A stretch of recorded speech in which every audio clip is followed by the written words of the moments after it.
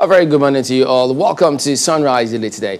I'm Chamberlain. Also, I'm Makinde. Good morning and welcome. Oh, yes, indeed. So today we're going to go through the dailies with Wale Fatade, who is the commissioning editor of the Conversation Africa. Good morning. Thank you for coming. Good morning, Chamberlain. Good morning, Ayo. Well, what a day it was yesterday leading into today. So many. One of those days in the newsroom where, you just had the barrage of stories just streaming in. Such days are darlings of news editors, whereby you have a medley of stories to choose from. Containing which one is going to make the headlines. Which one How do we all those considerations then come in before you then decide? With the confusion. Oh yeah, but this is the kind of confusion you wish for, rather than a slow news story day. Whereby you are racking your heads, how do we get lead? I don't have lead though, but... So let's see the lead that they've got today. New Telegraph, they've got this big lead. COVID-19 second wave, the much talked about second wave. FG imposes 5-week restrictions nationwide. Many had feared this, but look at the riders. They have a host of them. Bars, nightclubs, event centers, others to shut down. Attendance at weddings, we love our weddings, parties pegged at 50 persons. Schools remain shut till January 18. Civil servants to work from home. FG, malls, international travel ban. Nigeria needs, wait for it, 356 billion naira for vaccines. Whoa, what a lead story today. But you expected this, didn't you? Oh yeah, I did, because we let down our guards, and I remember places I've been to, see me in mask. They look at me as though I was the crazy one, and they are the normal people. Oh, you're the one from Mars. Yeah, I remember we went to, where did we go to in Oyo State? And because they saw us with mask, they were saying, the people from Lagos have come. But I never let down my guard. And then we got the issue of people coming in. A former colleague of mine came in from US about 2 months ago, and he wrote about how difficult it was for him to get tested, even though he wanted to be tested to show that he was not positive, but because he insisted. And then I've seen stories, investigative stories in different media, whereby you discover that people are being given free certificates of you are free from COVID if you paid. Both in Lagos and Abuja. Without doing the test. And so I knew this was just a matter of time.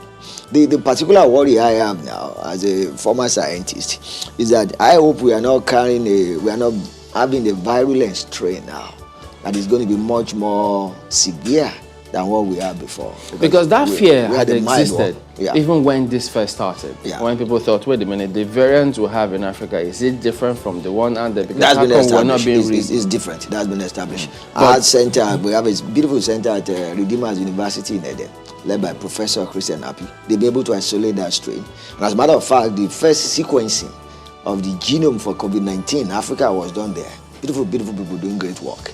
And so they were able to show us that the strain we have here is different. But I hope, I'm not sure this is because as I was in the car waiting to come on air now, I heard the story of how it's been said in Lut that people who tested positive before and were treated and discharged, they are coming down with COVID-19. And that's another question, because there were questions as to what happens, because all of this happened previously where many were asking, do we have to have, what does it require for us to get the herd immunity to stave off several other infections? But if you have followed the trend of COVID-19 very well, you could see that our experience now is mimicking what you have in Europe and North America. Nature magazine, a beautiful science magazine, reported that about 4 weeks back that, look, the fact that you have had COVID before does not grant you immunity in not having it again. Because in China, remember the China? And we saw that in Wuhan, they had to go to lockdown again. Several people. And we've seen that in the hospitals in the United States. Yeah. So we are sitting on, I don't know, this is not just a keg of gunpowder. So what do you make about this one? Nigeria needs 356 billion naira for vaccines. Well, I don't know how that works without having not read the story. I'm not sure how they arrive at those figures. But I know that the vaccines being distributed now, we are not there yet. We didn't book for that. We didn't pay for that. So it's after they have finished with. But there is something I've decided to relax on, because they need to come here and we need to go to to Europe and North America. They will find something to do for us in developing nations. All right. They will do something for us.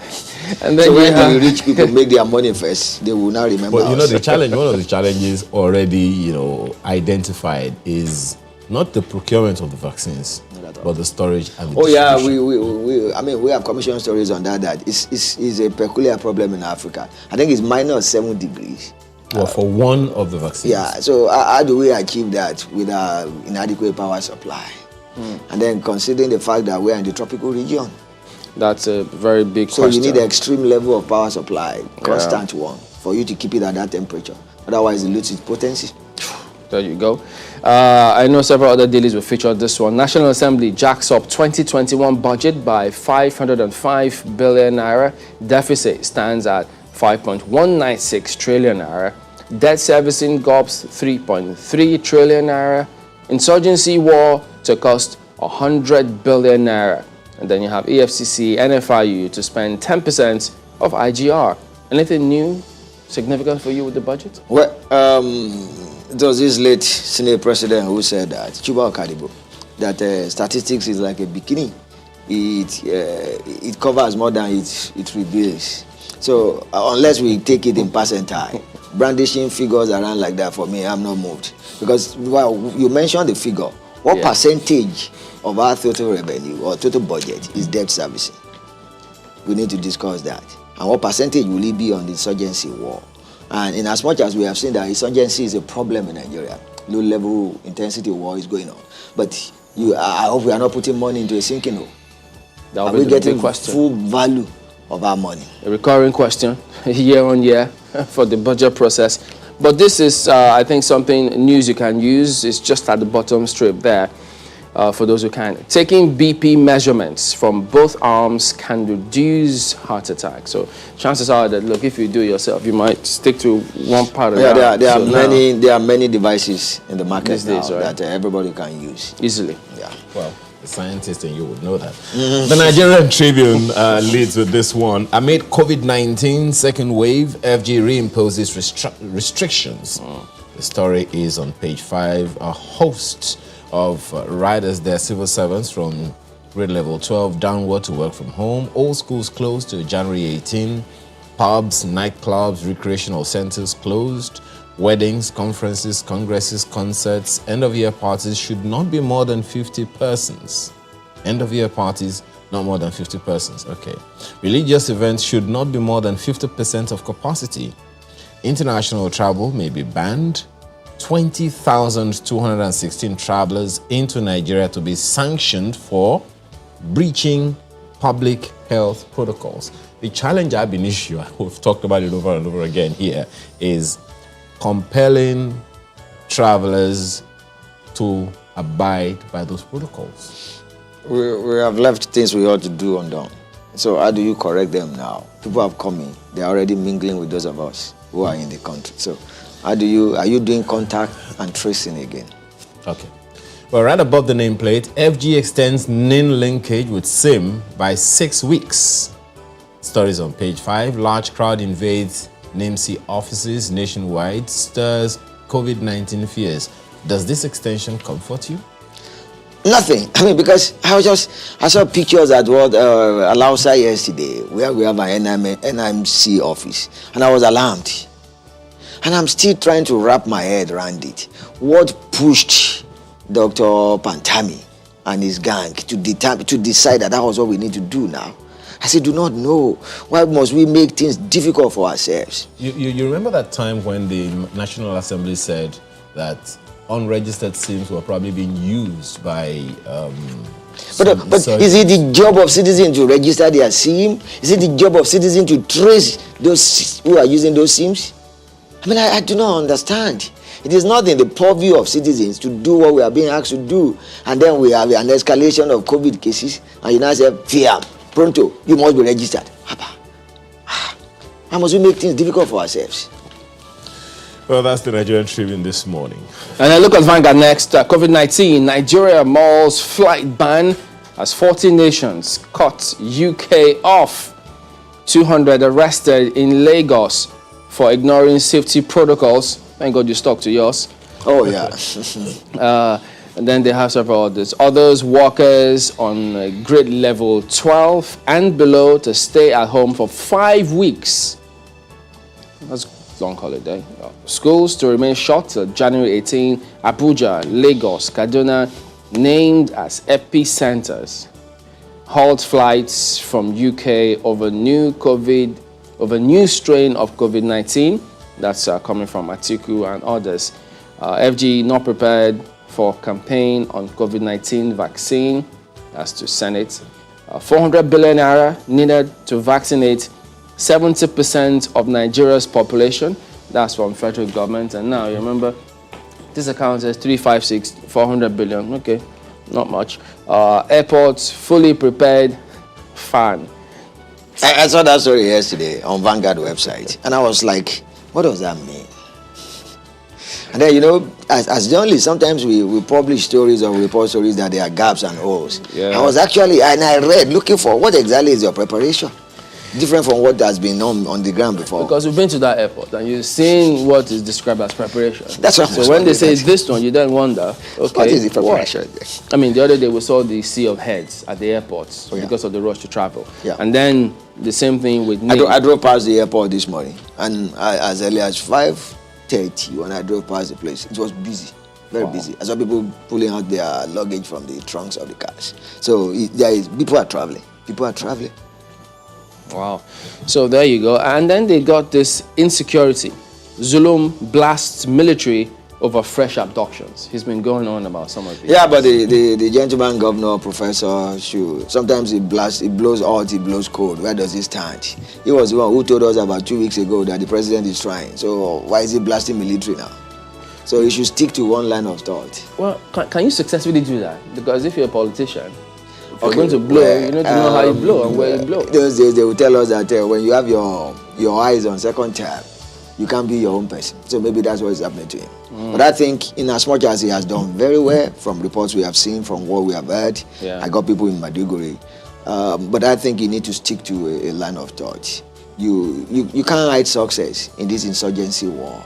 And you no matter the level of propaganda, the reality stares us on the faces. And we're all there to see it. So they could say one thing, but the results are always there for everybody to see.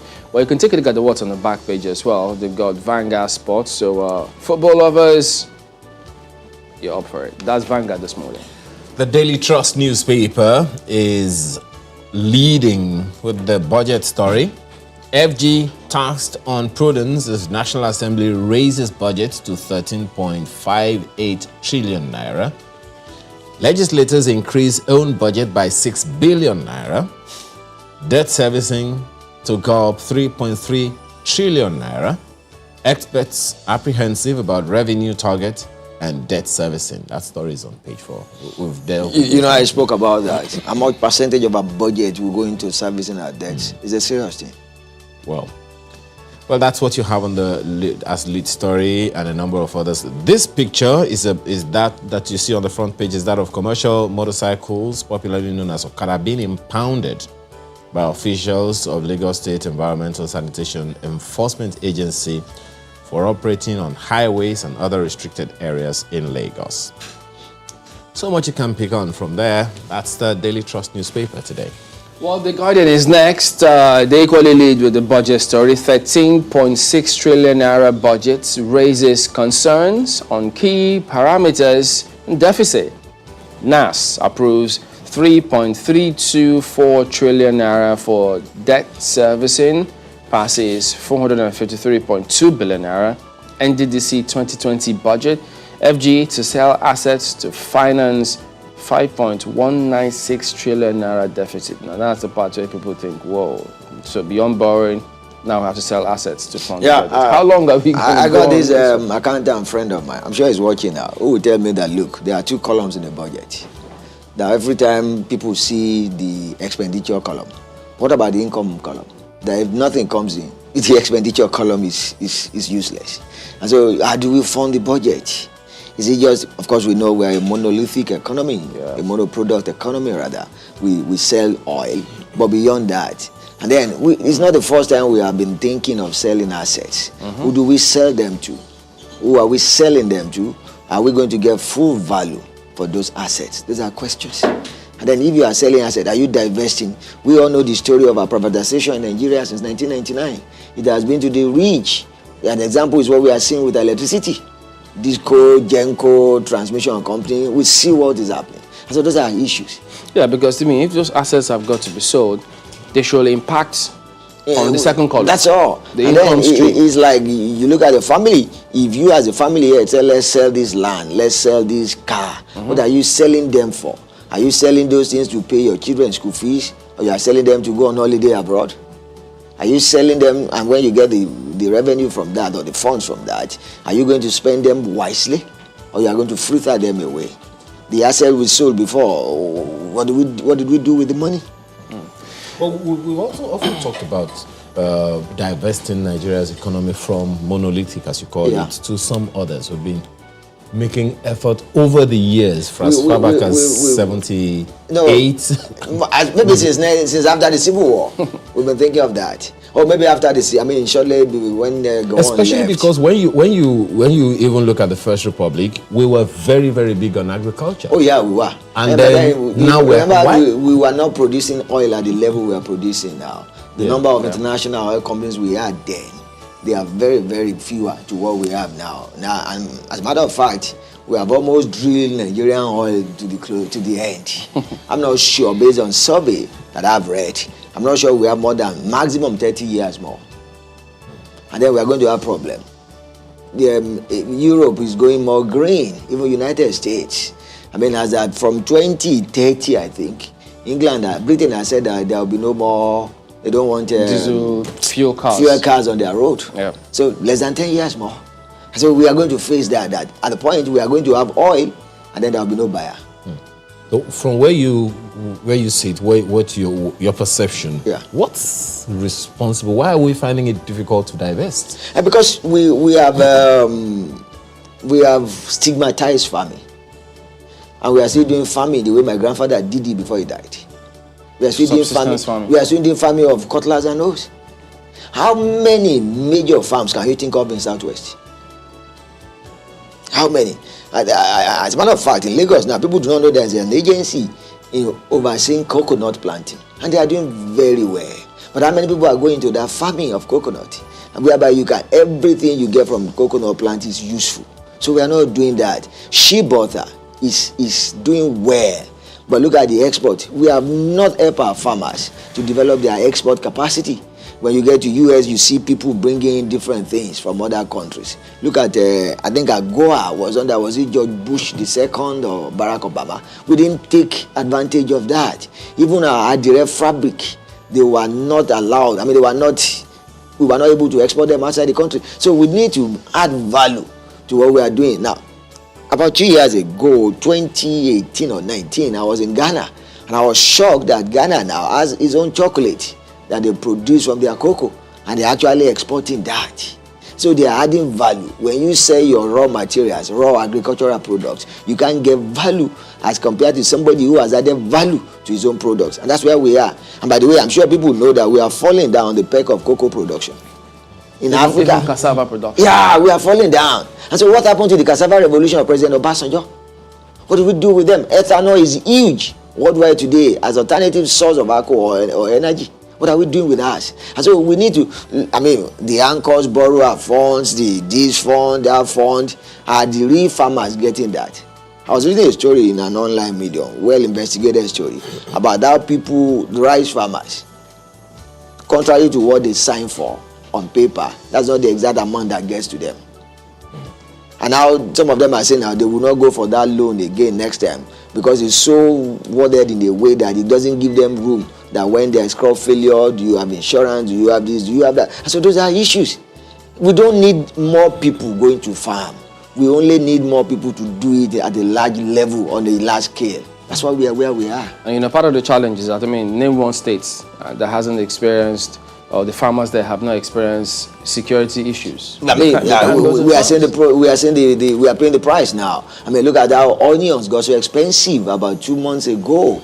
Something that we have been told is part of those things that will help us fight COVID. And yet it's expensive. Look at pepper. And that's why you now have, look at the issue we have in our northeast. That farmers have to pay bandit taxes, so-called, before they could farm. You have to pay them again before you could harvest. And so look at how it comes down to the south here. So we have those issues. And then you now come to transportation issues. How do you get them down where there are more buyers, where there is larger market? So those are issues. We just pay lip service some of these things.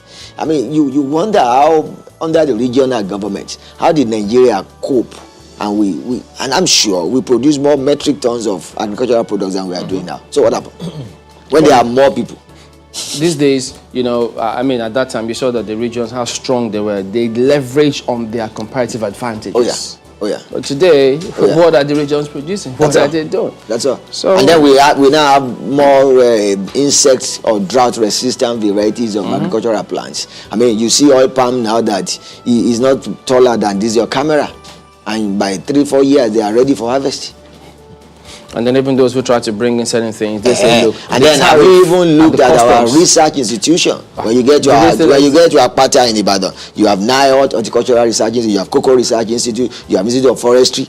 When last, there used to be a place in Benin, as we want to enter Benin those days. My uncle worked there before. Institute of Oil Palm Research, NIFOR. Is it still on? Do we still fund them very well? Yeah. Well, so that's why we can't diversify our economy. Those are direct problems. We have no choice. We have no choice. The Daily Times newspaper, National Assembly raises 2021 budget by 505.607 billion naira, appropriates 13.588 trillion naira. Stories on page 2. We've already talked about that one. Legislator reps to probe alleged award of 19.2 billion naira contract to non-existent firm. COVID-19, federal government malls travel ban over new strain of COVID-19. And on corruption, court forecloses Mena's right to file no case submission. That story is on page 5. We could go on and on about all of these issues, but that's the Daily Times today. Well, News Direct equally leads with the same thing. The National Assembly passes 13.58 trillion naira budget for 2021. Government needs to focus on implementation of capital components, ascribed to Professor Owaleke. But then, Osun awaits CACOVID's 40,332 bags of rice for distribution, ascribed to an official. Now, when you hear CACOVID, I mean, you know the recent picture that comes to mind about what's going to happen. And now, with these restrictions, you just wonder, what are they thinking? What have they put in place to make sure such things don't happen again? Well, it's going to be a big one. Yeah, the Leadership newspaper is also, on the bill this morning. COVID-19 spike. Another lockdown imminent as FG imposes 5-week restrictions. Of course, so many things that we've already mentioned, but the lockdown ambit of it. Isn't it tantamount to a lockdown? All these restrictions. No, the question you even asked, Timberlane, is how do we enforce that? And then, you see, in public communication, which is our business, all of us here, you don't send more food communication out. What exactly are we doing? I saw the statement from PTF, but look at the different interpretation people have been giving to it. So you make your communication clear and direct so that you can now get the necessary feedback. I think the government is playing in neither here nor there game. What exactly do you want? You said no essential travel. I saw people traveling today. Yeah. So maybe those are essential. You are essential, okay. Well, let's see what Daily Independent has. Look at what the second coronavirus wave, Daily Independent. FG imposes partial lockdown nationwide. Now, do you see that interpretation? You see what I'm saying? Partial. When your communication is not clear. So is that yes or no? Is it a yes or no? If you want to impose. But they don't want to do that. Especially because, according to the president and so many other people, our economy is too fragile. We have not recovered from the last one. But then, when you saw people deviating from the normal path, what did we do as a government? We didn't do anything. We allowed people to do all manner of stuff to just continue. But what option do we have, really? Can they actually impose a lockdown? I'm not going to support that. for the economic reasons, sincerely. And I think there are ways we can get around that. We should have continued with our public campaigns on the use of masks. The attitude of people, how we conduct ourselves. That's what we call behavioral communication. That never really stopped. No, but the intensity went down. The intensity went down. We should have continued with that. And then we should, thank God for our banks. For the first time, we can say something good about them, that they enforce the usage of that thing. You find out that is the only place. And our religious institutions, mosques and churches, we slacked too. So there you go. That is it with a look at some of the dailies here today. Wale Fatade, commissioning editor of The Conversation Africa. Thank you for coming on again today. It's my pleasure. We're back in a moment. Stay with us.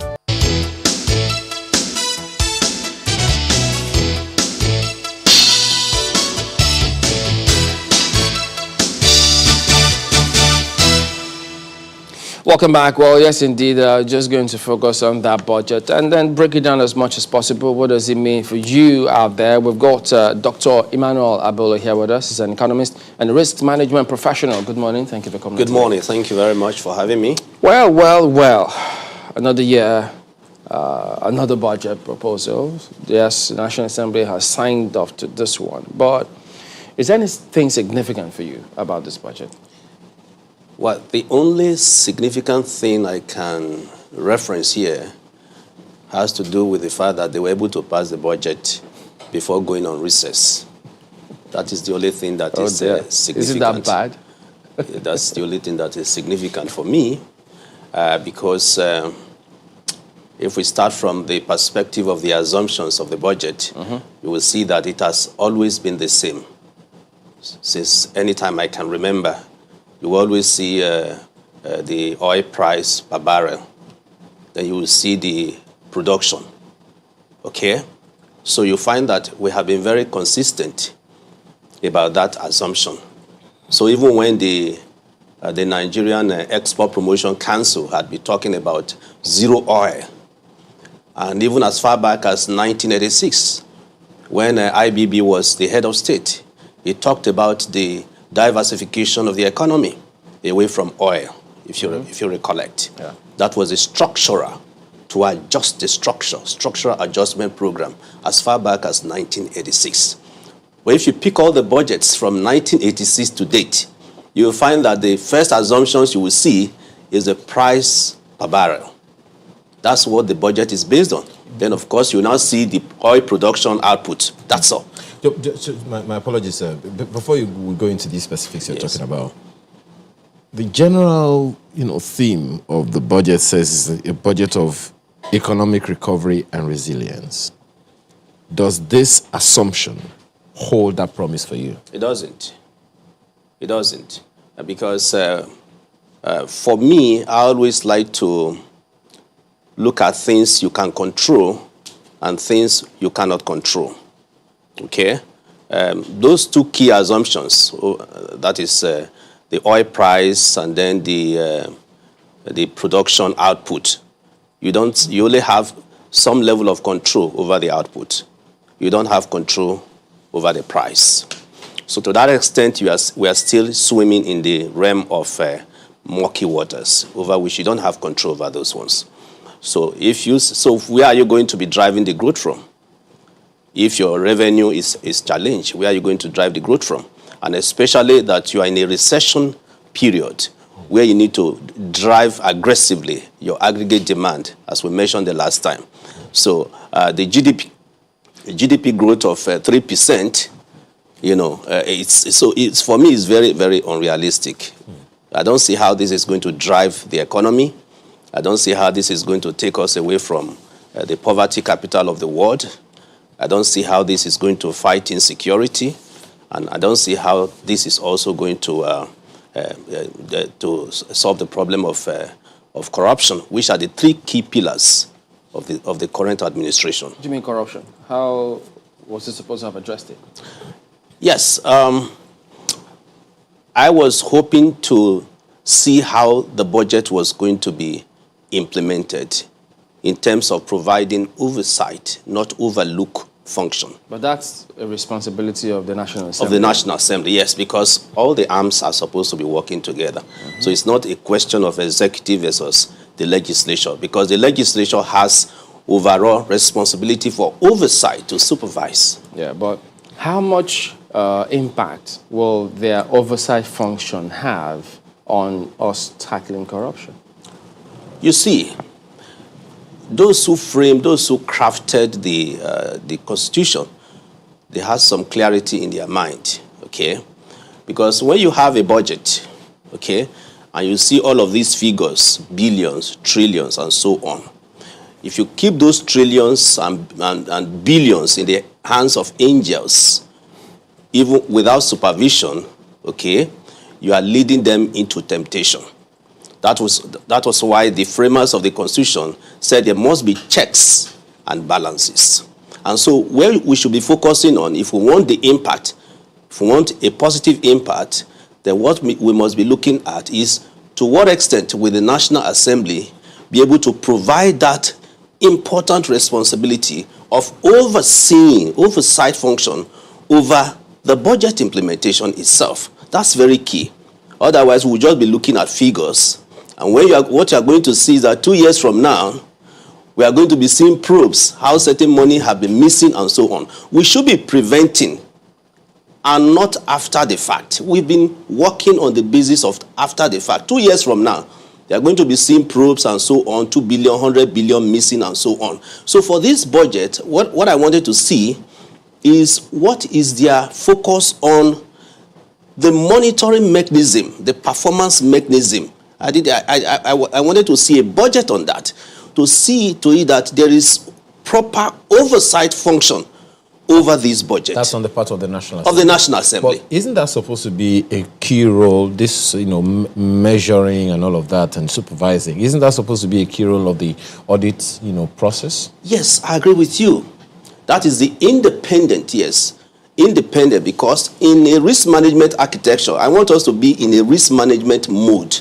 We keep on doing things the same way, and we expect to get different results. We will not. If you could link it up with some of those budget assumptions, the breakdown there where we've seen the exchange rate, some of which you highlighted, the statutory transfer, the debt servicing, recurrent expenditure, and then you see the capex.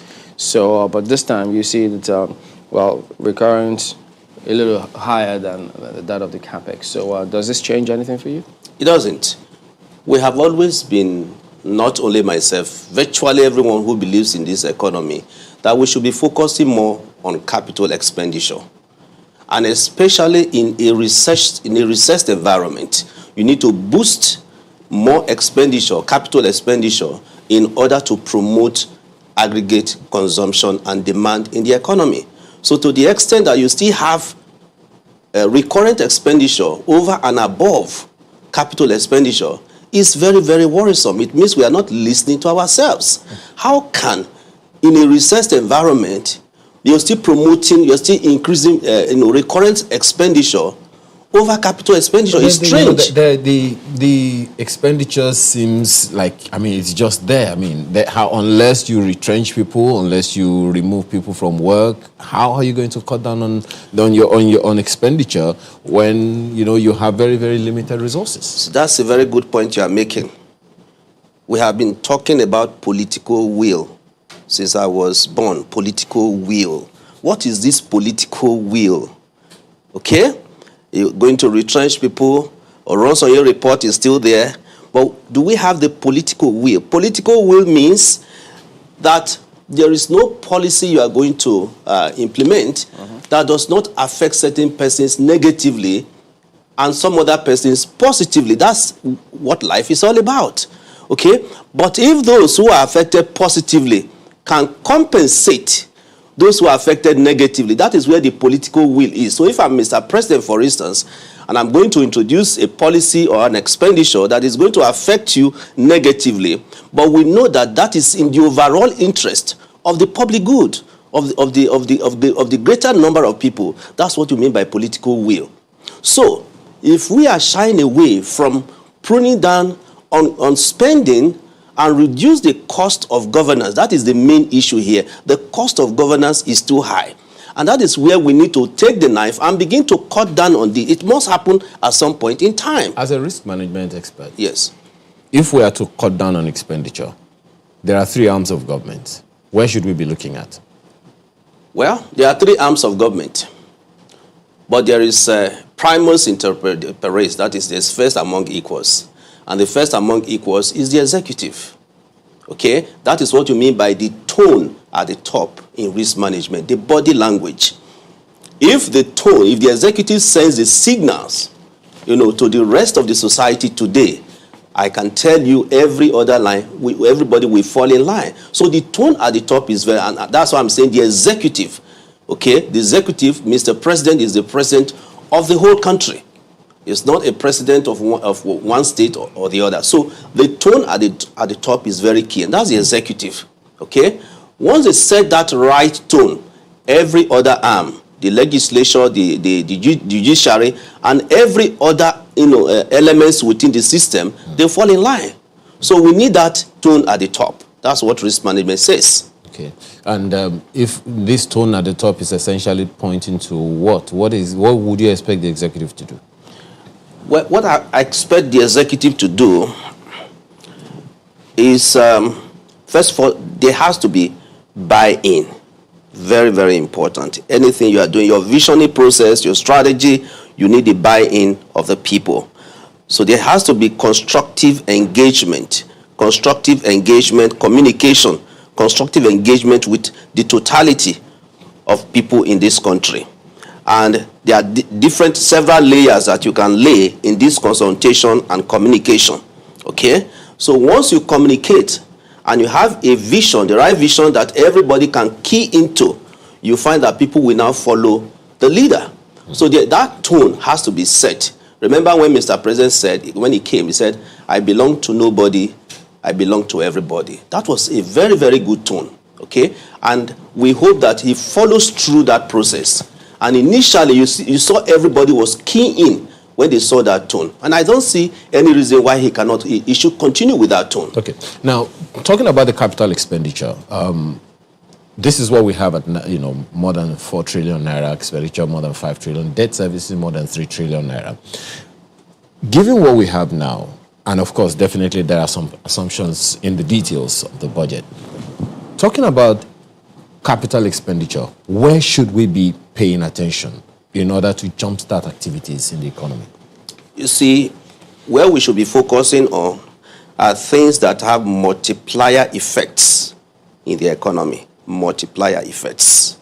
And what are these things that will multiply themselves within the system?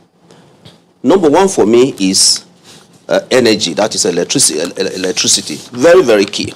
Once we get electricity right, you find that most people are even willing to engage as small and medium scale enterprise. They are willing to engage. Nobody is actually looking up to government to handle their affairs for them. But if you have electricity, working in this country, I can tell you it is going to propel, it's going to lift up the economy. So that is number one priority for me. That is energy, electricity. Very, very important. Now, the other one is education. Okay? You have our youths have been out of universities for from school for how many? Almost one year and so on. That's a disaster for this country. So I expect a lot of money because I look at the budget. I don't see how that is going to address, the challenges which ASU has posed. So to the extent that you have the youths unemployed and you also have the youths outside, institutions, that's a big problem. So where is the production going to come from? Does this allocation for that sector, the education sector, does it in any way give this any is, hope that this is just a drop in the ocean. This is a drop. This can't address the challenge, the problem which ASU and higher institutions have maintained. This cannot take us anywhere. The minister is quoted today to have said that universities will resume in January. Well, that's just a pious, it's a statement of intent. We've been hearing of a resumption for the past 1 year. Nothing has happened. 545 billion, if you translate that to dollar, is peanut. It's peanut. We are talking of the current situation, the exchange rate of almost, if it's unofficial, that's about 500, 408. This will not add up to anything. You prioritize power. But power comes number 6 on this list. And you said that education should come second. Education comes 4th on this list. How does that make you feel? You see, this is the problem we have here. Power, 6 billion. It's not adding up. The Ministry of Health, with COVID-19 vaccines and all of that, and the new form of COVID-19, coming up, I can't see how that has been planned for here. Well, so the National Assembly also said about that one that perhaps there will be a supplementary budget to address COVID-19. You see, supplementary, we're already talking about supplementary budget. So what does that tell you? It tells you that there is the type of rigor you want to see in the budgetary process is not there. The type of rigor you want to see. We have just passed the budget. We're already talking about supplementary budget. Even before the budget takes off, we are already talking. So where was the rigor? Where was the rigor? They did approve extension of the implementation of the 2020 budget up until March to allow the capex, go on for a while. Does that suggest to you that perhaps they will keep an eye on that aspect and ensure that at least funds for infrastructure development is utilized properly? When I heard that, I was taken aback. Why? What does that really mean? In accounting, you talk about carryover accounting. You want to carry over 2020 budget implementation to 2021. So I was trying to interrogate myself. What does that mean? Why couldn't, if you couldn't complete the implementation of a particular cycle, why was it not integrated into the 2021 budget? Why do you have to carry out, carry over implementation of a 2020 budget into 2021? I've been trying to interrogate myself. So if they say the law allows them to, I think some say even up to 6 months to give spending if, certain things have not been done right. So are you saying that, look, if you're going to pass the budget, you pass it. But if you're not, let them spend up until that time. But insofar as it's been passed, you will prefer that let everything just go into the 2021 budget. Well, the law allows them to make that kind of expenditure. So there was no need making news out of that. Anyway, if the law already allows you, our focus should be on the 2021 budget. The law allows you to keep on spending, outside the cycle of a particular budget. There was no point making news out of that. My point, go ahead. So my point really is that the type of rigor, but I need to commend, because the budgetary process is a very rigorous process. We cannot take that away from them. They're quite rigorous. It's a rigorous process. But the rigor is not in the type of direction that one would like to see. We are still in the mode of budgeting that is you find in stable economies. In stable economies. Yeah, but part of the key consideration too, which is a recurring feature, I remember during the time of Speaker Bankole, where he said there were over 200, I think it was 200 billion unspent budgetary funds. So, but lately, what's been going on? Because how those sectoral allocations, appropriations are implemented is going to impact hugely on the formal sector, even the formal sector. You see, it boils down to implementation. Okay? It boils down to implementation. It means we are not monitoring implementation. For you to pass a budget, and at the end of the day, you find that certain expenditures have not been made, it makes complete nonsense of the budgetary process. Now, if you look at the execution process for every budget, I think you have about 7 stages in any budget execution process, starting from the authorization when the budget is passed. You have about 6 stages in budget implementation. 6 stages. So the question then is, where is the problem coming from within those stages? Because we keep on having this problem. So we need to dig further, do a deep dive to see at what stage of the execution process that we have this gap, recurring from time to time. So that is why we are saying let there be a technology, a performance-based technology that will drive this process. So oversight, which I keep on referencing, okay, that's based on the maker-checker principle. The maker is not the same person as the checker. The checker is the National Assembly. That is oversight. But in the absence of an integrated performance-based, technology-driven process, you keep on having this gap. So what I wanted to see in this budget is for the National Assembly to tell us how they plan to follow through with implementation of the budget. That's very key, so that we don't have these lags and gaps. Beyond the rhetoric. But part of that concern was also, I think, the National Assembly and the MDAs at some point, they were even at loggerheads. They said the MDAs were not remitting funds to the coffers, the TSA. And so when that happens, that will definitely impact on implementation and accountability. There will always be loggerheads. Okay, as long as you have humans existing, there will be loggerheads. But when it has to do with you not remitting funds as you ought to. At what point did they find out that they were not remitting funds? It's always after the fact. It's always after the fact. If there had been a monitoring system and an independent audit that is carrying out its function, we won't be having this after the fact kind of thing. Okay? Because what normally happens is that you have not been remitting. At what point did you know that they have not been remitting money? 3 months, 6 months, 1 year. We have had the Auditor General's report for as far back as 2014. And every year, we keep having the same thing that you're talking about.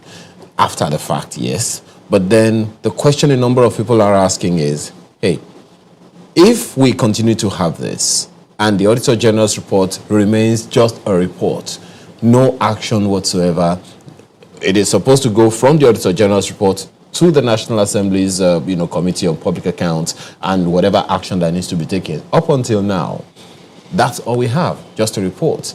And then it sits there, and then, analysis upon analysis, and then nothing happens. So, but then, it was just last night, we heard the, spokesperson of the House of Representatives saying that from their own findings, the MDAs have done fairly well, 7 over 10, he gave them, for the performance of the previous budgets. In your estimate, how would you, what's your take on that one, looking forward to the implementation of the 2021 budget? Interestingly, the public sector is not exactly like the private sector. Okay, so since independence, you keep on having these problems. You see, the way the public sector functions is very different from the way the private sector functions. Okay, it's very, very tough. So you invite the MDAs to the National Assembly to come and defend things and so on. Okay, there's what we call the unseen hand in governance. There's the unseen hand. There are so many political interests which you cannot see. Sometimes you wonder, why are they behaving like this? Why are they doing like this? Okay, we have seen people who have been in the private sector who were criticizing government, and when they now come into the public sector domain, you begin to see a different thing. There are so many contending forces. Now, what should happen? That is why we talked about the tone at the top is very, very key. The tone at the top, everything revolves around the tone at the top. Once the tone is right, it sends signals. I have been in the public sector too. It sends the right signals. That's what we want to see.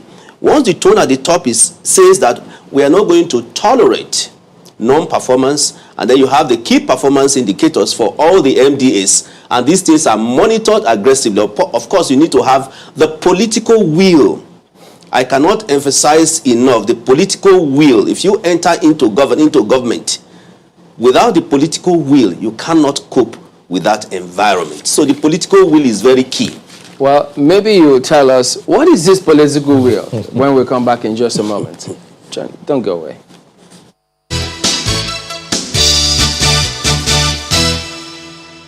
Welcome back. Our concluding moments now. So you were talking about political will. Could you break it down for us? What does that really mean? My interpretation of political will is very simple. One is that every decision that you want to make in life, especially in the corporate world, some people will be hurt in the process and some will benefit. And what the political will concept is saying is that if majority, so let's say 80% are going to benefit and 20% are going to be hurt, that's what change is all about. In a change environment, some people will be hurt and some people will benefit. So for the greater good. So in the implementation of a budget, of this budget, for instance, certain projects, certain decisions are going to hurt some people. Now, if those people who are going to be hurt are close to me, they are close to me, they have a lot of influence over me, okay? But I need to convince them that this decision is going to benefit the greater good. So whether you are from my church, or you are from my mosque, or you are from my tribe, it doesn't really matter. The political will is the will to implement what will benefit the greater good. Now, but what Carter Hicks now said, which is referred to as the compensation principle, because it is understood that under Pareto optimality, that a decision is Pareto optimal if majority of the people will benefit from that decision. That's Pareto optimality. But that concept was refined to say that it is not possible that you will implement a project and nobody will be hurt. So you now have to compensate. So the political will is that if you are my friend, you are from my local government area, I need to let you know that the decision I'm taking is for the benefit majority of Nigerians. But then we now have to work out an arrangement to compensate those, so including those who are my friends, to compensate them for the decision which I have taken. That is the political will. But a lot will equal. Okay, go on. You want to? Yeah, so that's the situation you find in government now. Because, I mean, a lot will equally depend on the system that exists in those places. Because if the systems are there, so no matter the amount of, influence or political will or lack of it that you exhibit, it may not be that significant if you have a very, very functional system. Is there any such thing? Well, it's very tough in our own climate, in our own environment here. You see, because our objectives and preferences in this kind of environment in developing countries, Africa and so on. Yes. So you find that in advanced countries, the reason why they develop is because they have a vision for the country. Everybody keys into that vision. It is not a question of you are from my tribe or you are from my religion. No. That's why they are developing. But, okay. No, go ahead. So the point I'm trying to make is that in implementing this budget, for instance, some of the decisions that are to be taken will hurt some people. It's just natural. It's just natural. This budget is already a law. Well, as soon as it is appended to by the president, it becomes a law. Yes. Now, the assumption again is that for every such, appropriation, there are certain policies that would drive the implementation. Do we have good enough, strong enough, or potent enough policies that will help to expedite the expected returns or results of this bill? Okay, that's what is missing. That's what is missing. That's why you need an integrated, we're in a digital age, okay? We're in a digital age. This budget can be cascaded. It can be broken down into the various components. But if you have a system in place where the monitoring mechanism are performance-driven, okay? They are performance-driven. You don't need extra policies again, okay? If you have the technology, you have all the business plan. Call them business planner for the ministries, for the departments, and for the agencies. They already have the budget. The budget is what goes into the final appropriation bill that you now find, okay? And there are key projects already built into each of those business. Call them business plans now. So if this is put in an integrated, solution, and they're available, put in an integrated solution, you see this thing, seamlessly. You see it seamlessly. So you don't have to physically visit an organization for you to carry out an oversight. No, it's technology that drives this. But in the absence of that, what they are going to find is that budget implementation at the end of the day will just be 50%, 40%. Part of what they said, while they were considering this on the floor of the Senate, even the House, is that I think the expectations is that by first or second quarter of next year, implementing this budget will get us out of recession. Do you share the same view? Well, it's an expectation, like it's an expectation. But let's be very clear. for you to get out of this recession, you need a massive boost in terms of expenditure, massive boost. That is called, fiscal incentives. You need to spend a lot on capital projects, okay? And those capital projects should not be crowding out the private sector. There's what we call the crowding out effects of, fiscal spending. So I would say it may, yes, it will, let me be positive here. It may take us out of, but the narrative is very clear, okay? If your house is under fire, you try to exit that house, okay? The strategy you are going to use to exit that burning house is not the same strategy you are going to use for recovery. So there's one thing to exit the recession. Yes, you can exit the recession, Q1. I don't have any problem with that. But when you exit this recession, what then happens? How are you going to recover? That's where the private sector comes in. Pardon me, but do you see capital being freed up for the private sector in this budget? The revenue challenge is there. We don't have, a lot of leeway from the revenue side, except you are going to borrow massively. You're going to borrow massively. And haven't we done that already? Or haven't we been doing yes, that? of course. The position we find ourselves now is that we are not sustainable. We have borrowed massively. So what needs to happen is not to is to look at the expenditures. I bring your knife and begin to cut down. That's where the political will comes. Which is why I asked the other time, if we are to cut, what aspects would you recommend that will not put us in jeopardy? Well, it's a very difficult question. It's a very difficult question. Is to cut the recurrent expenditure. You cut on recurrent expenditure. I cannot from here tell you exactly which of these items that should be cut. Because you have to have a strategy and a plan. Yes. To cut that. It can't just happen in a year. You can't just start. I can't tell you cut National Assembly. No.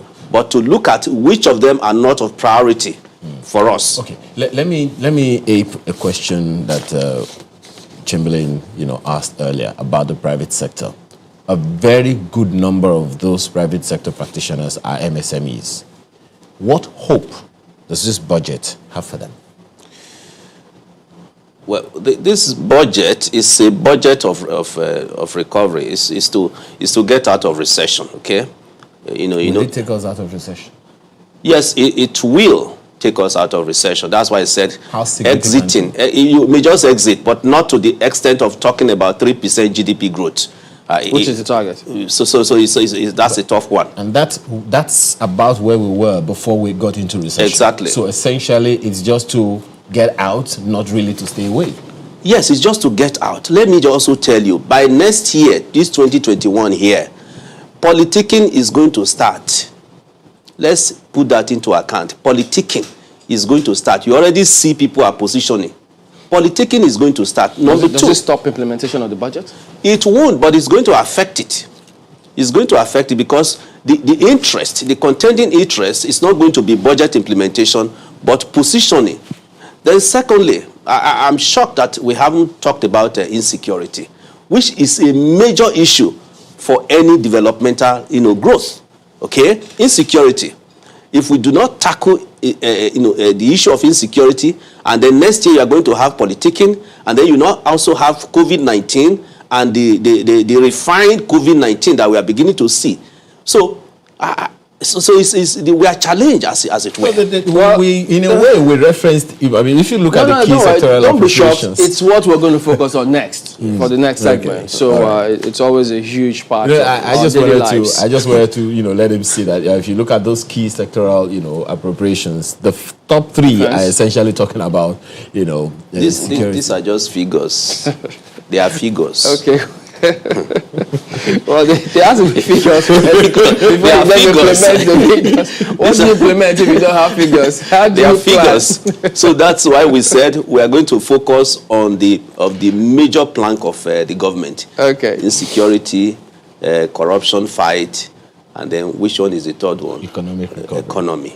All right, then that's a place we have to let it go. Dr. Emmanuel Abolo is an economist and a risk management professional. Thank you for your time this morning. Thank you very much. It's my pleasure. Okay, so we will be back and talk about, a large part of security will feature prominently in just a moment. Stay with us. Welcome back. Well, yes, those are the people who have joined us in this next phase to focus on partly security and several other concerns. We've got Garba Show, Senior Special Assistant to the President on Media and Publicity, as well as Katron Onuju, a member of the PDP and an economist. Gentlemen, good morning, and thank you for joining us today on the program. Mr. Show, let me start with you. Several communication that you put out, some of them did say that, well, this government is capable, they've got the capacity to address the challenges that we face as a country. But we've seen several instances that have raised questions about capacity. So give us further impression of where we are at this moment.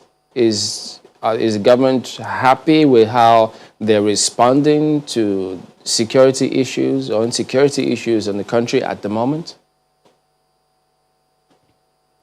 Thank you for this opportunity, and to say that is the government absolutely happy? The president has said times without number that his expectations are still to be met, which means we are not exactly where we wish to be. However, a fair judgment that can be made of ongoing efforts of the administration is to judge it by the responses that it makes when challenges of security nature emerge. In all countries of the world, there is one form of security challenge or another. The thing then to do is, how do you respond? And yes, the present administration has responded with capacity, with the competence, using available resources and the manpower, and all of the limitations that come with that. So, can we get better? We hope we'll continue to improve. But given these resources available, given the size of the problems, the government is showing, that capacity to cope, and we hope that will continue to get better. Let's take it down to the recent incidents that occurred in Katsina State specifically, which had to do with the over the 344 Kankara schoolboys. We've had several communications. In fact, some are confused as to what really happened, who played what role, because, at some point, the governor of Katsina State did say that Miyetti Allah did help in negotiations. And then we've seen different comments as well, I think from you as well, saying the army played certain role. Could you shed some light on what you know about that situation? I think that in all of the things that came out at the end of it, we must thank God Almighty for bringing this to an early end, and to say that actually the glory belongs to the nation, and that I don't see much conflict in what people are saying on all of these things. Look, the security services, the army, police, and the intelligence agencies showed good judgment and capacity by promptly responding to the kidnap of those students and locating exactly where those young people were being held. And having done that, they quickly mobilized and surrounded, gated the entire place to ensure that you did not go out and you did not come into that place. So whatever followed after that is just to reap from the gain that has been made.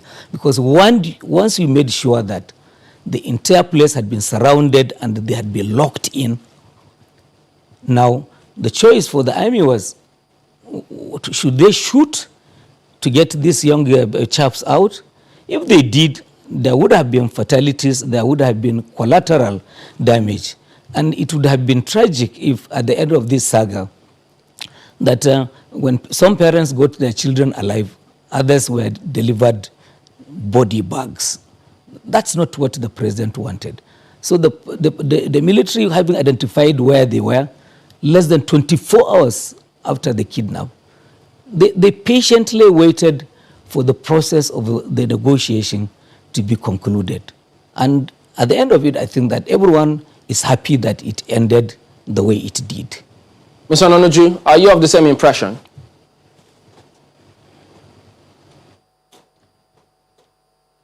Thank you very much for the opportunity. We don't have the same impression. We believed this last episode is the most recent in a chain of episodes in which the government gets itself involved in staged kidnappings,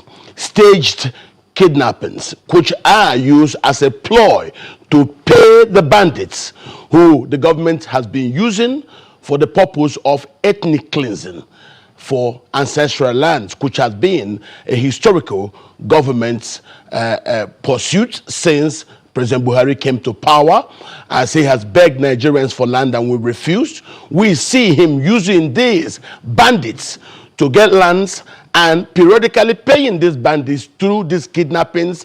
If the army, as Garba has simply said now, were able to surround where they were and able to hold them down for the Miyetti Allah to negotiate, as Governor Masari said, for the boys to be released. Why has the army stayed hands in all these years? I was on this station talking about the dangers in Kankara. I said that last year. I talked about the problems in Maru. I talked about the problems in Basari, in Dutima, in Musa, and all along government did nothing. And suddenly Kankara, the same Kankara I have mentioned here twice, based on my work in those areas, government now use Kankara for the boys to be abducted. And what do we have? Money is paid. I've been hearing a lot of things. I said yesterday I had about £4 million paid for these people to use in continuing to aid and fund their operations. What we are saying is we stand today with Governor Zulum's position that the internally displaced people should be returned back to their ancestral lands. Garba Shehu has no right to tell Nigerians that they do not have permission or clearance to return back to the ancestral lands. I want these things resolved, just like every Nigerian wants it resolved. To tell me that the president is comfortable with the way it is, and that's why he has kept the service chiefs, and because they have agreed to stay hands from attacking these bandits, it's unacceptable to Nigerians, it's unacceptable to my party, it's unacceptable to everybody of good sense who watches this horror continue everywhere. As I'm talking to you today, people from Borno State are spending Christmases in IDP camps. People from Plateau are in IDP camps. There are IDP camps in Abuja. Let those people be returned back to their ancestral lands. That's all we're saying.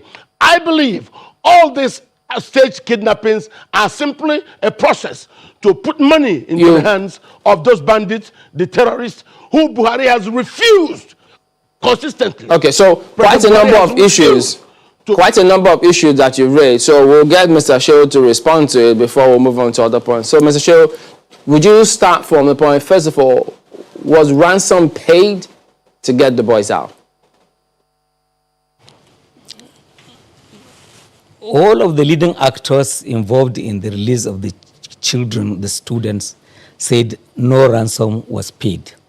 The governor of Zamfara State, who had a policy of engagement with the bandits and leading to the surrender and the renouncement of banditry.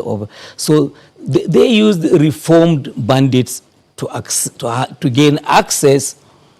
Repentant bandits, I think that's the word they use, to gain access to those that were in the forest, and they had them released. So your question is, was ransom paid?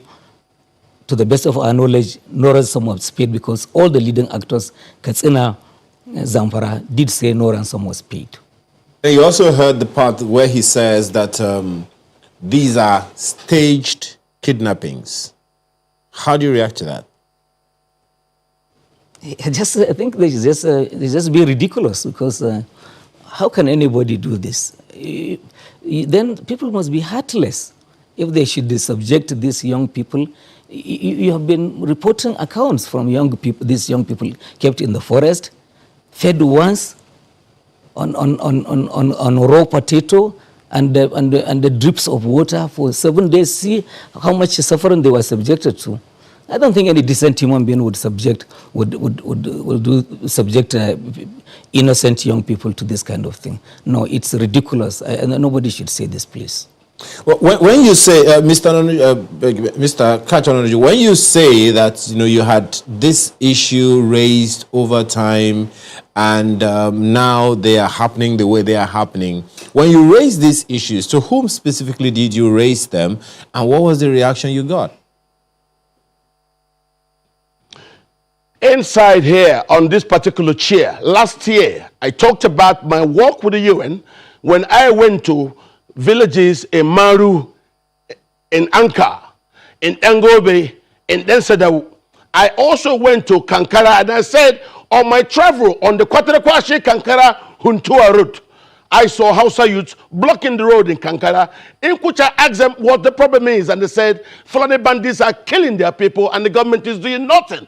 The government, this following day, Garba Shehu released a paper saying that the Fulani bandits I mentioned were actually bandits returning from the east due to the change in weather. I recognize that. He was trying to make it as if those who were in violence in Kankara were headsmen who were returning back from the south at the end of the season. But no, here again, 2 months ago, I repeated about my visit to Damusa, to Basari, to Sapana, to Dusema, and Kankara. Government did not provide that protection in Kankara. So if we have been talking about crisis in Kankara, and government is not there to protect the people, I would not be surprised if the bandits believe that, yes, they can do anything they want in Kankara because government does not care about the Hausa populations who are being subjected to killings, lootings of their property. And let me tell you one thing I have seen, because I've just come back. Mr. Nanuju, all these places not to worry, where the crisis occurs, we'll return in just a moment, and then we'll let both of you, we'll get his response, and then you'll equally continue. So just hang on. We'll be back in a moment.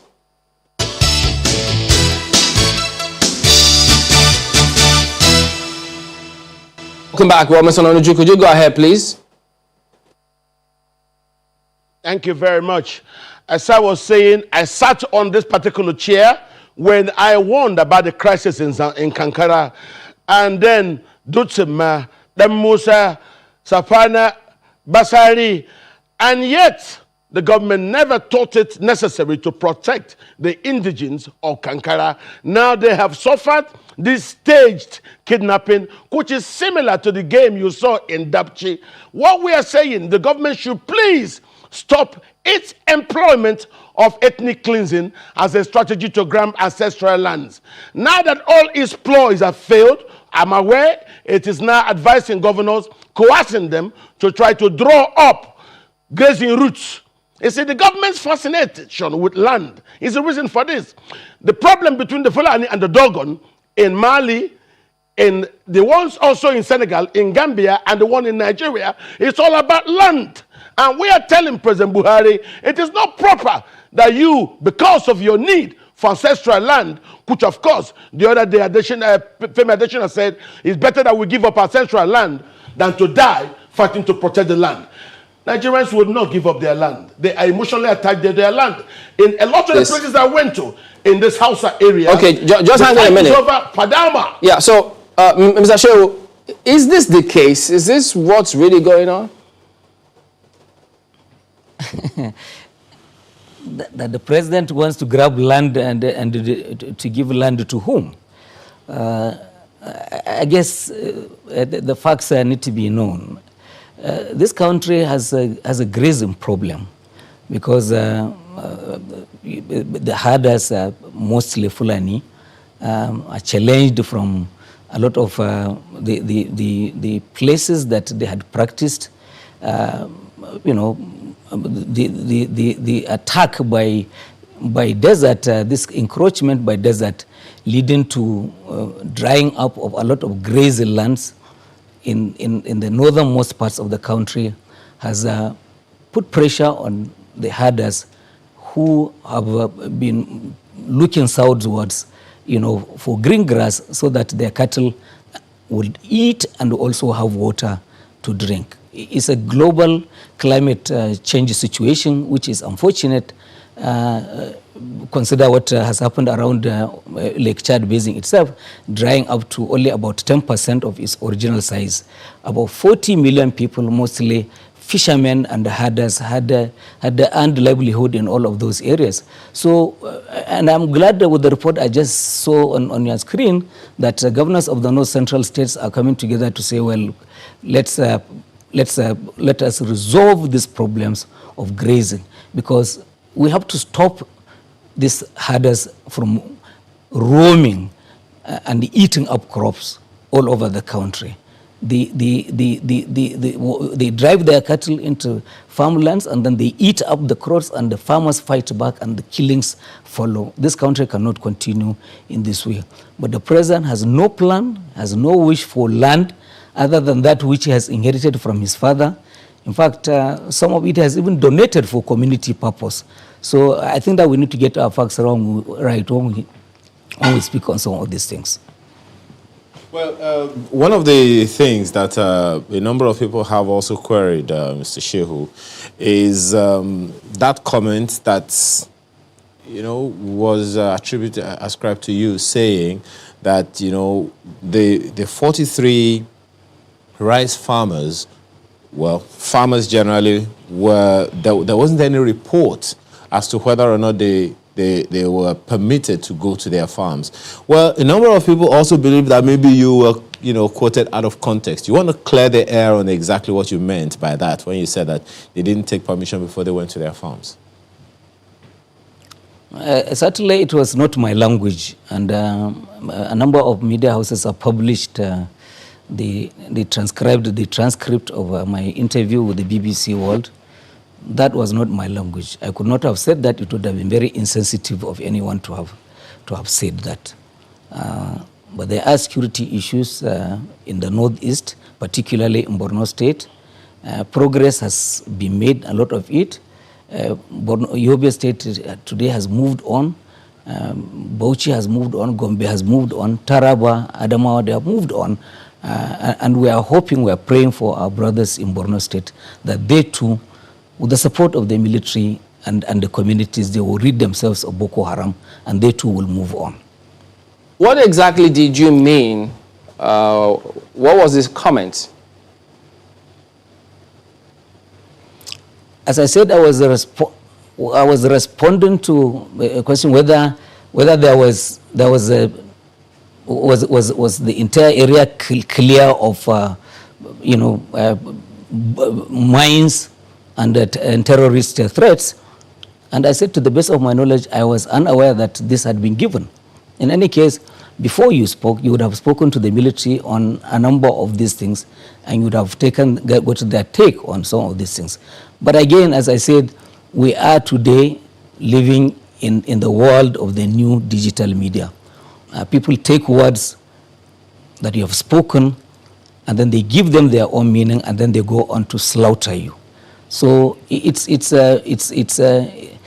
such that the one who has said nothing is the one who is safe today. And we hope that sanity will come at some point, that in the same way Europe, UK, they are sanitizing the digital space. We hope that it will one day be done in our own country as well. I'm not particularly clear what you mean by that, but perhaps you want to clear that, but respond to this one. Is it true, is it a fact that people, farmers take permission and pay before they go to their own farms to farm and to harvest? Is it true? No, I'm not aware of that, and it is not true, and I had never said they needed to take permission to go to the farm. Okay, well, Mr. Nanuju, you want to respond to some of these issues that you have raised, especially, what Mr. Shehu Garba has been quoted to have said, and his response just now. Thank you. What Garba said was publicly reported. He's here now to try to say he was quoted out of context, that the meaning which the world came to hear as his position, it's not what he intended to say. Yes. It is also the same way with Femi Adesina, when he said that we should give up our ancestral land instead of dying fighting to keep those lands. Now, one thing I found out in all those communities I went to was the fight over land is normally in areas where you have what you call the Fadama. Fadama are wetlands. And wetlands are where, for generations, the Hausa farmer has always depended upon, because you don't have too many wetlands all over northern Nigeria. So wherever you have the Fadama, there is fight over it. If you check about the killings in Borno, it was also over a Fadama. The Fadama was so wet, they could grow rice on that farm. So it's always where you have Fadama. That's where you have these new refugees looking to take land. The historical old indigenous Fulani in Nigeria do not kill people or houses over Fadama.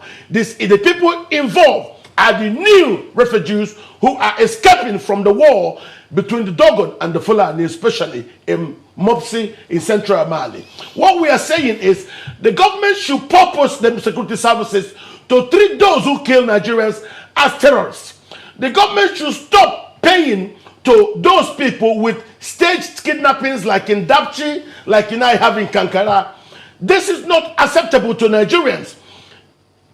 General Buratai should reswear his allegiance and oath to the Nigerian constitution, not to President Buhari. And that's why I see all of them as complicit in this game of ethnic cleansing on land. And of course, Buhari and those who enable him responsible for ethnic cleansing in national institutions and national parastatals. So you can see it's a program driven both on land and also in national institutions and parastatals.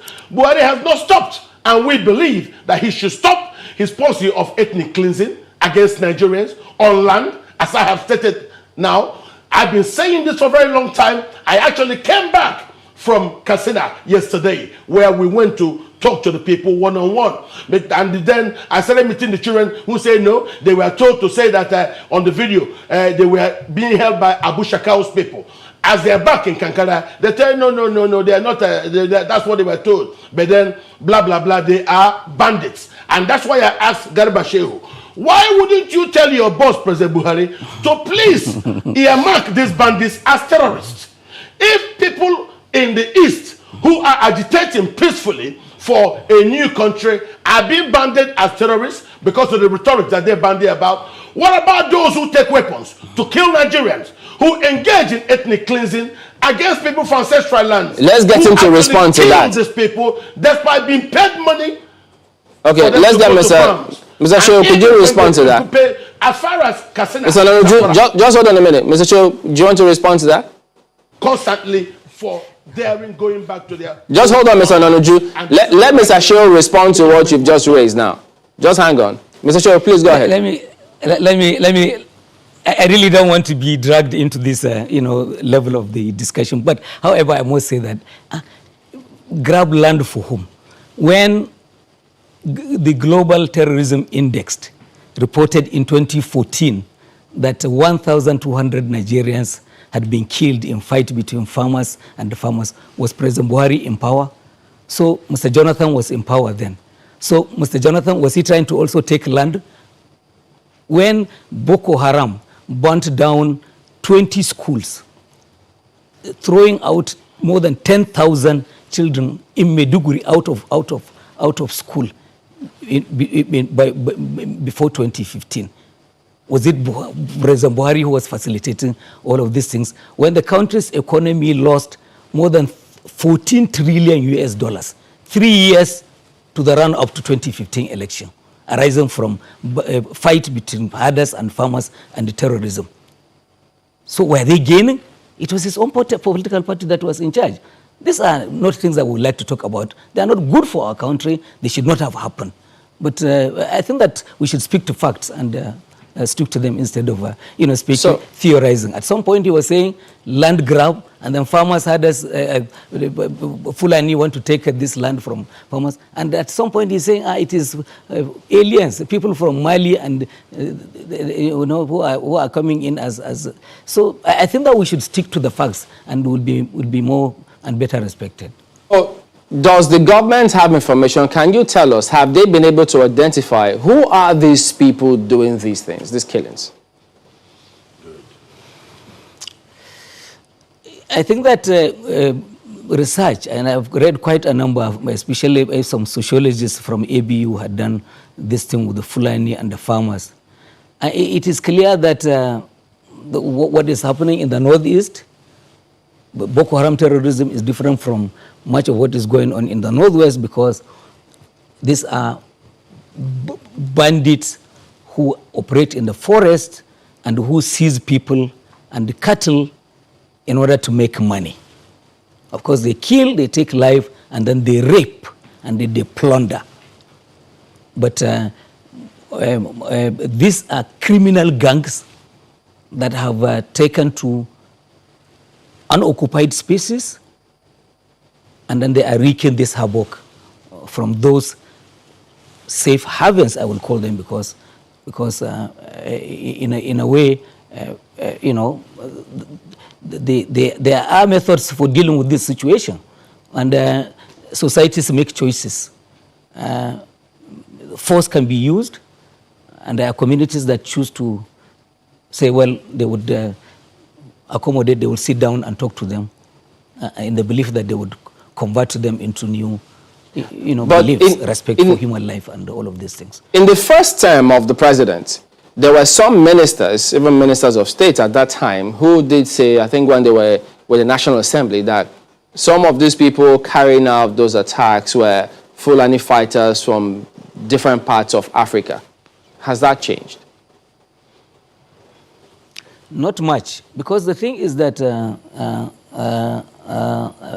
our expansive boundaries are talking about 4,000 kilometers, Sokoto to that end of Lake Chad, and all of that can hardly be physically manned, although digital technology is now being employed. ECOWAS treaty permits free movement of men and animals across all state boundaries. There are concerns from Nigeria, and I know that our Ministry of Interior is working on a plan to see if ECOWAS would really change this aspect of the charter, so that nations have responsibility for their people, and we're able to control the influx that is harmful to our security. Mr. Shehu, what you just said now could raise certain questions on a number of people. When you say, of course, the ECOWAS Treaty says, it permits the free movement of all kinds of nationals into, each other's countries, willy-nilly. But then that also raises questions about whether or not we have had Fulani, people of Fulani and other, extractions come into Nigeria willy-nilly without any check or balance whatsoever. Is that what you're saying? Well, when they come through those border posts that are manned, checks can be made. When they cross in from one moment, Mr. Shehu, border that a are not good manned. number of times last Friday we had a conversation with the PRO of Customs Service, who was also saying that to a large extent they are unable to check these people because people would rather give information to other people than to give it to them. So if we are saying that we are having these foreigners coming to Nigeria unchecked, we definitely have a much bigger problem on our hands. You will also remember what the governor of Kano, had said, that a good number of the Almajiris in Nigeria are not Nigerians. So that begs a lot of questions as to what you are saying now about how precarious our security situation is.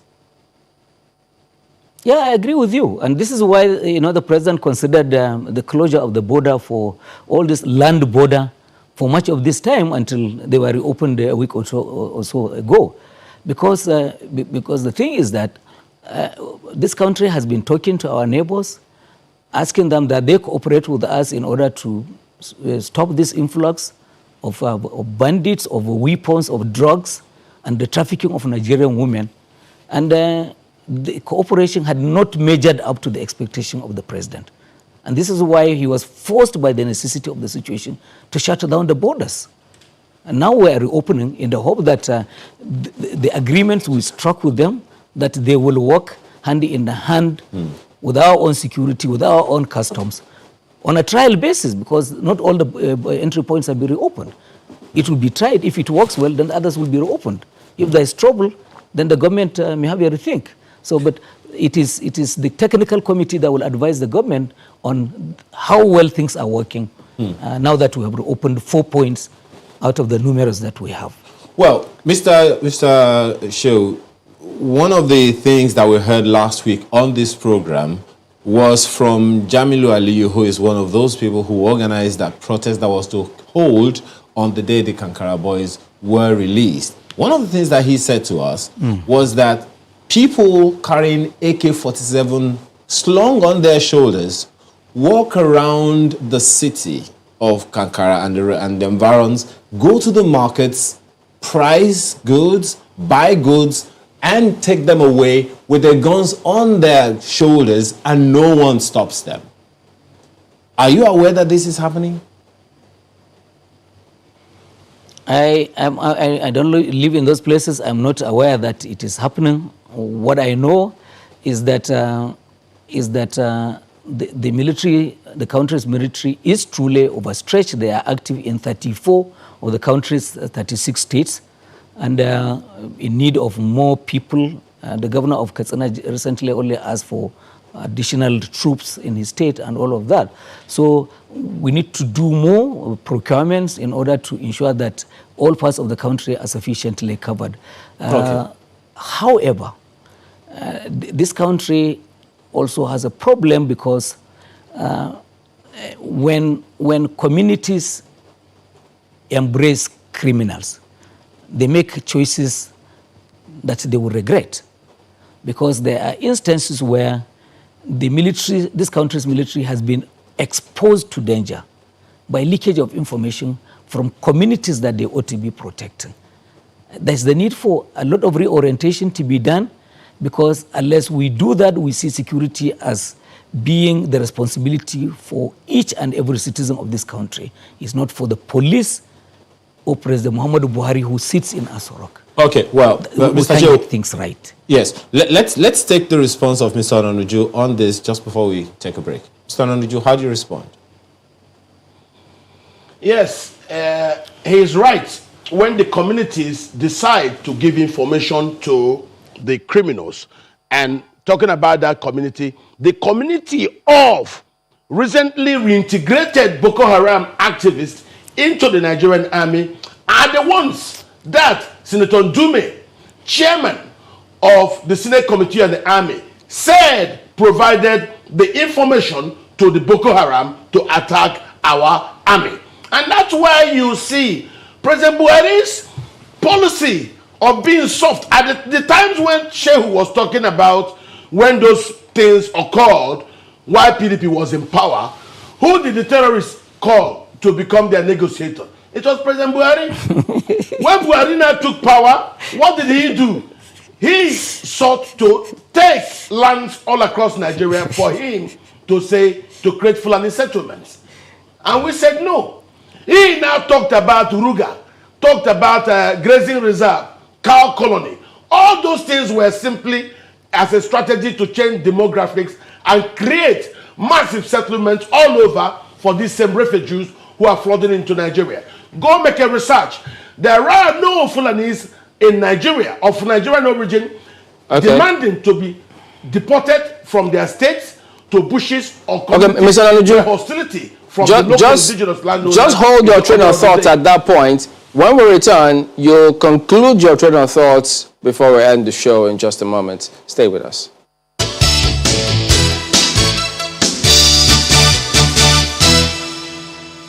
It's our concluding moments now. So, Mr. Onoju, quickly go ahead and conclude your thoughts. Yes, as I was saying, the government came in and were demanding for land all over Nigeria. We refused to give them the land. I, on this station, suggested that President Buhari should rather work in alliance with other leaders in the sub-region to bring an implementation of the 2015 peace agreement in Mali to fruition. So that way you can keep the refugees back in their places instead of them coming here. Because why?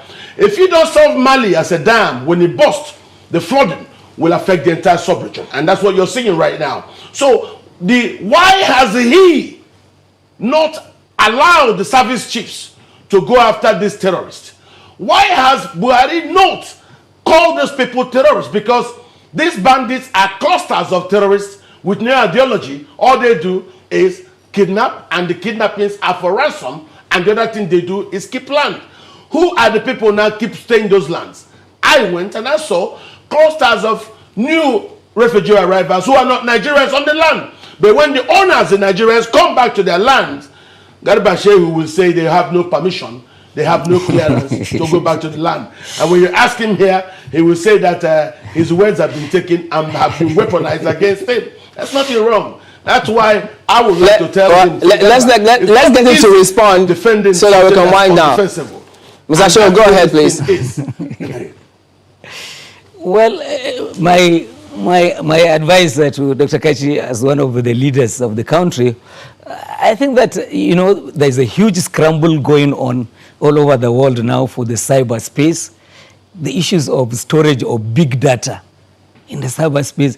And before you know it, we will wake up one day, having fought one another to death over land space. We find that the cyberspace has also been shared out and we have been recolonized all over again. I think that this country needs to look focused and look forward, to progressive ideas so that we are able to, take our people, lift them out of poverty and by growing our own economy and achieving national development. One more quick thing, Mr. Shehu. While you were responding to one of the issues, you did say that some things on the social media and the government was coming to it in terms of information being put out. Were you referring to a plan to reintroduce or revisit the social media bill?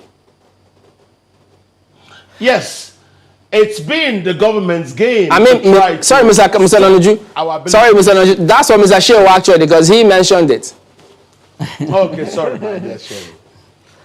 I'm not aware that there's a plan to reintroduce the social media bill. However, when you see what is going on, in fact, UK last week has planned a new legislation for social media regulation to protect vulnerable groups, women, children, and minorities. And all these technology companies are being heavily fined by European and countries for excesses, whether on Twitter or Facebook or WhatsApp. We in this country are sitting helplessly being assailed by there are good things, yes, we have always said about the digital and social media. Those things that hurt, those that are harming minorities, women and children, they are left unattended to. And I hope that the day will come when there will be a consensus involving all stakeholders that there must be regulation in this. All right, gentlemen. We can't continue like this. Well, thank you both for talking to us today, Mr. Garba Shehu and Mr. Kachi Onoju. Thank you for coming on today. All right.